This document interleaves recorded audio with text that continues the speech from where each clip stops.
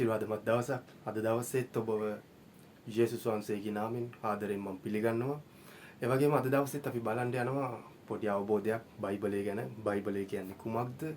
ඇයි මේ බයිබලය අපිට දීලා තියෙන්නේ කියලා කෙටි පණිවිඩයක් ඔබ සමග මම බෙදා ගන්න යනවා. මුලින්ම මේ බයිබලය ගැන අපි අනිවාර්යයෙන්ම දැනගන්න අවශ්‍යයි. මේ දේවල් මම ඔබට තව ස්වල්ප මොහොතකින් කතා කරන්නම්. ඉස්සෙල්ලාම අපි දැනගන්න ඕනේ මේ බයිබලය කියන්නේ කුමක්ද?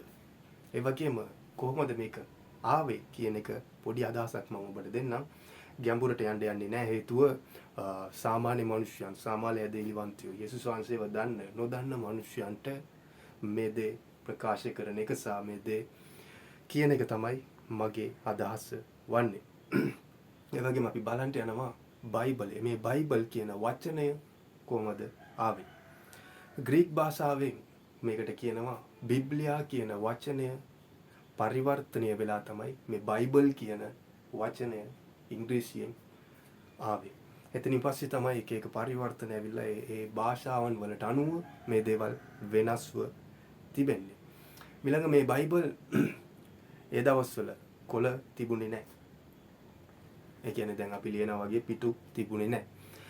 ඒ දවස්වල ඊජිප්තුවේ නයිල් ගංගාව ඇසලේ තිබුණා පයිරස් කියනා වූ තනකොළ වර්ගයක්. මේ තනකොළ අරගෙන ඒවා පදම් කරලා ඒව කොළ බවට පරිවර්තනය කරලා තමයි මේ බයිබලයේ පළවෙනි පිටු ලියනු ලද්දේ. ඒ වගේම මේ බයිබල් කියන පදය ක්‍රිස්තු වර්ෂ 370 දී තමයි පරණ ගිවිසුමට දීලා තිබුණේ. ඊට පස්සේ මේක අලුත් ගිවිසුමට දුන්නා. ඊට පස්සේ ක්‍රිස්ටොමස් කියන කෙනෙක් විසින් තමයි මේක පරණ ගිවිසුම අලුත් ගිවිසුම දෙකම එකතු කරලා බයිබලය කියලා අපිට මෙවැනි අද ඔබ කියවන මේ බයිබලය, සුද්ධ වූ බයිබලය අපට දීලා තිබෙන්නේ. ඒ වගේම පරණ ගිවිසුම සහ අලුත් ගිවිසුමේ සම්පූර්ණ ඔක්කොම පොත් 66ක් තිබෙනවා. පරණ ගිවිසුමේ පොත් 39යි, අලුත් ගිවිසුමේ පොත් 27යි. ඒ වගේම මේ බයිබලය ලියන්න සාමාන්‍යයෙන් අවුරුදු 1200කට වැඩි කාල පරිච්ඡේදයක් ගිහිල්ලා තිබෙනවා. හේතුව විවිධාකාර කාල පරිච්ඡේදයන් වල ජීවත් වුණ මිනිසයන් එක එක්කෙනා එක එක කාලෙට ලියනු ලද මේ දේවල් රැගෙන තමයි බයිබලය අපිට සකසා දී තිබෙන්නේ. ඒ වගේම 40 දෙනෙක් පටන් 44 දෙනෙක් දක්වා මේ බයිබලය ලියන්ට මේ පුද්ගලයන්ව දෙවියන් වහන්සේ පාවිච්චි කරලා තිනවා. මෙයාලා විවිධාකාර දේශයන් වල හිටපු මිනිසයන්, විවිධාකාර කාල පරිච්ඡේදයන් වල ජීවත් වුණ මිනිසයන්, විවිධාකාර රැකියාවන් කරපු අය, විවිධාකාර රැකියාවන් නොකරපු අය, ඒ වගේම විවිධාකාර ක්‍රියාකාරකම් වල යෙදුණ අය, වෛද්‍යවරුන්, විවිධාකාර මිනිසයන් ඉන්නවා. මේ මිනිසයන්ව පාවිච්චි කරලා තමයි දෙවියන් වහන්සේ මේ බයිබලය අපට දී තිබෙන්නේ. ඒ වගේම බයිබලය තුල වාක්‍ය 31102ක් තිබෙනවා. ඒ වගේම පරිච්ඡේදයේ වශයෙන් අපි ගන්න ගියොත් 1182ක් තිබෙනවා. මේක මම කතා කරන්නේ අපේ ක්‍රිස්තියානි බයිබලය ගැන. රෝමානු කතෝලික බයිබලය ඔක තව පොඩ්ඩක් වෙනස් වෙනවා. එයාලගේ පොත් වැඩියෙන් තිබෙන නිසා. එහෙනම් අපි අද දවසේ බලමු මේ බයිබලය ඇයි ඔබට දීලා තියෙන්නේ. දෙවියන් වහන්සේ පොඩි දරුවෙක්ට වගේ හැම දෙයක්ම අපිට මේ බයිබලයේ කියලා දීලා තියෙන්නේ.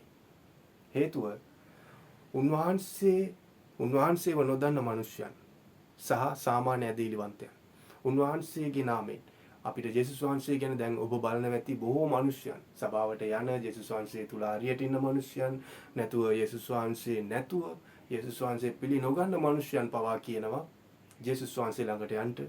එයා ඔබට සුවයපත් කර දෙයි. එයා ඔබට සාහනය දෙයි. ආර්ථිකව සඵලවත් කරයි.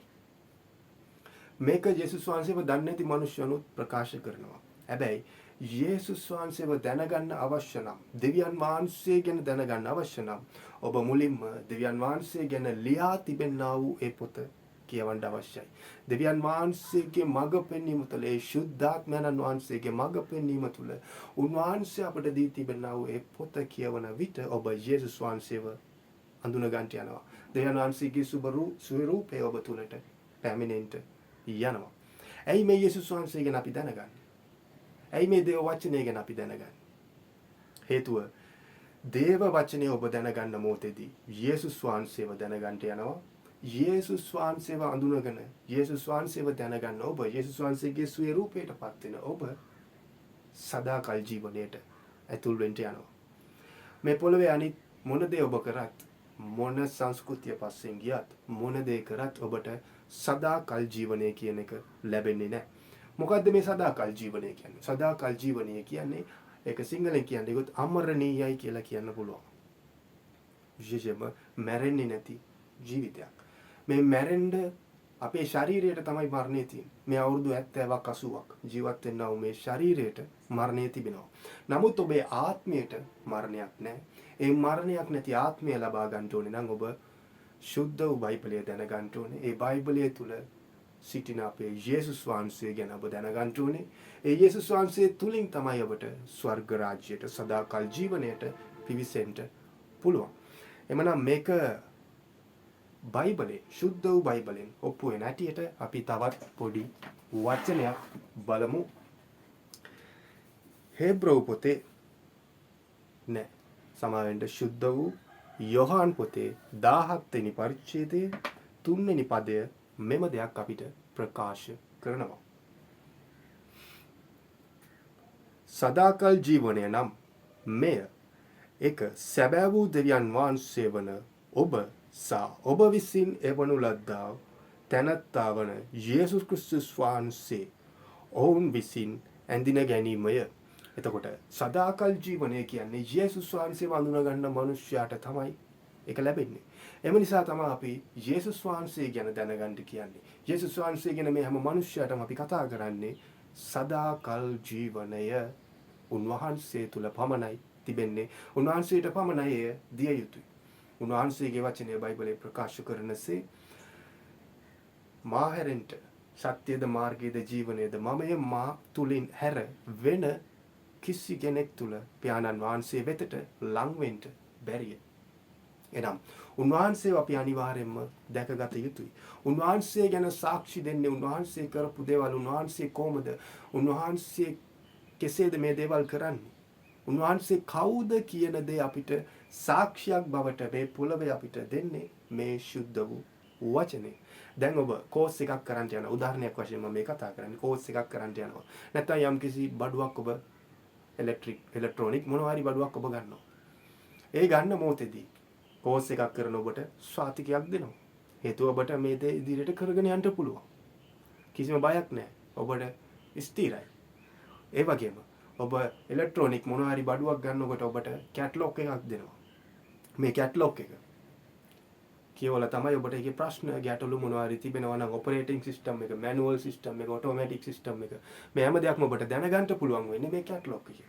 ඒ වගේම මිනිස්යන්ට උන්වහන්සේව පිළිගත් අයට පිළිගත්තේ නැති අයට හැම කෙනාටම මේ පොළවේ ඔබට දීලා තියෙන කැටලොග් එක තමයි මේ සුද්ධ වූ බයිබලය. මේ සුද්ධ වූ බයිබලය කියවන මොහොතේදී තමයි ඔබ දෙවියන් වහන්සේ වඳුන ගන්නට යන්නේ. දෙවියන් වහන්සේ තුල ඔබ පවතින්නට යන්නේ. සහ සදාකල් ජීවනය ඔබ සැබවින්ම අත්විඳ ගන්නට යන්නේ. විශේෂයෙන්ම යාඥා කරනවා ඔබ වෙනුවෙන් මේ වීඩියෝ එක බලන හැම වෙනුවෙන් මම යාඥා කරනවා. ඒ වගේම අපි සුද්ධ වූ යෝහාන් පොතේ තව බයිබල් පදයක් අපි බලන්න යනවා.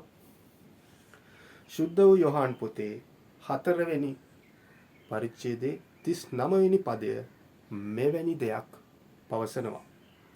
ලියවිල්ල සදාකාල ජීවනය ඇත්තේය. නුඹලා සිතන බැවින් නුඹලා ඒවා සොයන්නේය. ඒවා මා ගැන සාක්ෂි දෙයි. එතකොට ලියවිල්ල තුල සදාකල් ජීවනය තිබෙනවා. ඒ සදාකල් ජීවනය තුල යේසුස් වහන්සේ ගැන සාක්ෂි දරනවයි කියලා මේ කියන්නේ. එම නිසා තමයි අපි ඔබට බයිබලයේ කියවන්න කියන්නේ.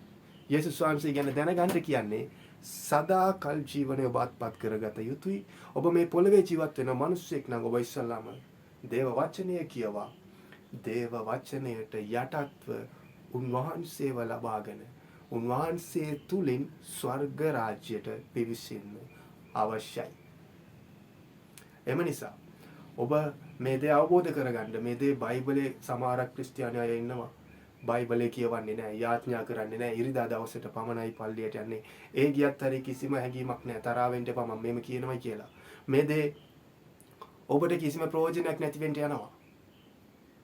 ඔබ දිනපතා මේ දේව වචනේ කියවන්න අවශ්‍යයි. හේතුව යම් කිසි කෝස් එකක් ඔබ කරනවා නම්, මොකක් හරි දෙයක් කරනවා නම්, ඒ කෝස් එක ඉවර වෙනකන් ඔබ ඒ පොත ඉගෙන ගන්න අවශ්‍යයි. එමනම් සදාකල් ජීවනය අපිට තියෙන්නේ අපේ මරණයෙන් පසු. එමනම් හොඳට අවබෝධ කරගන්න ඔබ මැරෙනකම් මේ බයිබලය කියවන්න අවශ්‍යයි. මැරෙනකම් දෙවියන් වහන්සේ කවුද කියලා ඔබ හොයන්න අවශ්‍යයි. මැරෙනකම් ඔබ දෙවියන් වහන්සේ කවුද කියලා ඇහුවොත් හරි ඊටත් වඩා මහත් වූ දේවල් දෙවියන් වහන්සේ තුල ඔබට ලබා ගන්න තිබෙනවා. ඒ නිසා ඔබ මැරෙනකම් මේ බයිබලය ගැන අවබෝධය තබා ගන්න. බයිබලය කියවන්න. යේසුස් වහන්සේ තුලට එන්න සදාකල් ජීවනය ලබා ගන්නට ඔබ සියලු දෙනාටම ප්‍රාර්ථනා කරමින් යාඥා කරනවා. එමනම් මේ වීඩියෝ එක බලන ඔබ සියලු දෙනාටම මම මේ දවසේ යාඥාවක් කරන්න යනවා. ඔබ වීඩියෝ බලන කෙනෙක් නම් ඔබේ දෑත් මේ වීඩියෝ එක ඉස්සරහා දිගු කරගන්න මම ඔබ වෙනුවෙන් යාඥා කරන්නට යනවා. හාලෙලූයා. ධර්මිෂ්ඨ උපයානනි ජේසුනි අද දවසේ මම වහන්සේට ස්තුතිවන්ත වෙනවා ස්වාමිනී. අද දවසේ මේ වීඩියෝ එක බලන සියලු දෙනාව ඔබ වහන්සේ ස්පර්ශ කරන්නට පියාණනි මේ පොළොව තලයේ ජීවත් වෙනා මේ ජීවිතය තුළ ඔබ වහන්සේගේ වචනය හරියාකාරව කියගන්න අවබෝධ කරගන්න ඒ තුල ගැඹුරු රහස් දැනගන්න යේසුනි ඔබ වහන්සේ වඳුර ගන්න ඔබ වහන්සේගේ ස්වරූපය මොවුන් තුලින් එලි දක්වන්න ඒ වගේම සදාකල් ජීවනයක් පත් කරගන්න මේ අවසාන කාලයේ ස්වාමිනී වහන්සේගේ දෙවෙනි පැමිණීමෙන මේ මොහොතේදී ස්වාමිනී මොවුන් සියලු දෙනා වහන්සේට යටත් ඔබ වහන්සේට කීකරු වහන්සේගේ වචනයට අනුව ජීවත් වෙන්න මේ වීඩියෝ එක බලන සියලු දෙනාම ඒ නිවස්තේ භූමිද වහන්සේ ස්පර්ශ කරමින් සදාත්මනී වහන්සේගේ ආලෝකයේ මේ වීඩියෝ එක බලන සෑම කෙනෙක් තුළම සෑම ස්ථානයක් තුළම නිදහස් වෙන්න ගලා යන්න මේ සියලු දෙනාම මම වහන්සේට බාර කරනවා. මේ සියලු ස්ථාන මම වහන්සේට බාර කරනවා. ඒ වගේම ස්වාමිනේ මේ දේව වචනය කියවන්න බැරුව මොහුන්ව බාධා කරනවද? යේසුනේ වහන්සේ වෙතට එන්න බැරුව මේ ජීවිත හිර කරනවද? විවිධාකාර පීඩන මේ ජීවිත තුළට නිදහස් කරනවද? ඒ අන්ධකාරයේ සියලුම පීඩාවන් දැන් යේසුස් ක්‍රිස්තුස් වහන්සේගේ නාමයෙන් මේ මොහොතේදී මම තානම් කරමින් තරවටු කරනවා. ජේසුනි ඔබ වහන්සේගේ අනුග්‍රහය, කරුණාව, සාමය, සමාදානය, සඵලත්වය, ප්‍රේමය ඔබ වහන්සේගේ ජීවමාන වචනය මේ සියලු දෙනා තුල පැවතෙන්න මම යාඥා කරනවා. අද දවසේ මේ සියලු දෙනාව ඔබ වහන්සේට මම බාර කරනවා ස්වාමිනී. අතිඋතුම් වූ නාසරෙතු යේසුස් ක්‍රිස්තුස් වහන්සේගේ බලවන්ත වූ නාමයෙන්. ආමේන්. ආමේන්. ආමේන්. එමනම් ඔබ සියලු දෙනාට සුබ දවසක්. ආශිර්වාදමත් දවසක්. ඒ වගේම දෙවියන් වහන්සේ තුල ඔබ තවත් ප්‍රයෝජන වෙන්න දෙවියන් වහන්සේ තුල ඔබ තවත් සියල්ල යහපත් ලෙස කරගන්න ඔබට මම ආශිර්වාද කරමින් අද දවස ඔබෙන් සමුගන්නවා සියලු දෙනාටම ජේසුස් පීඨයි.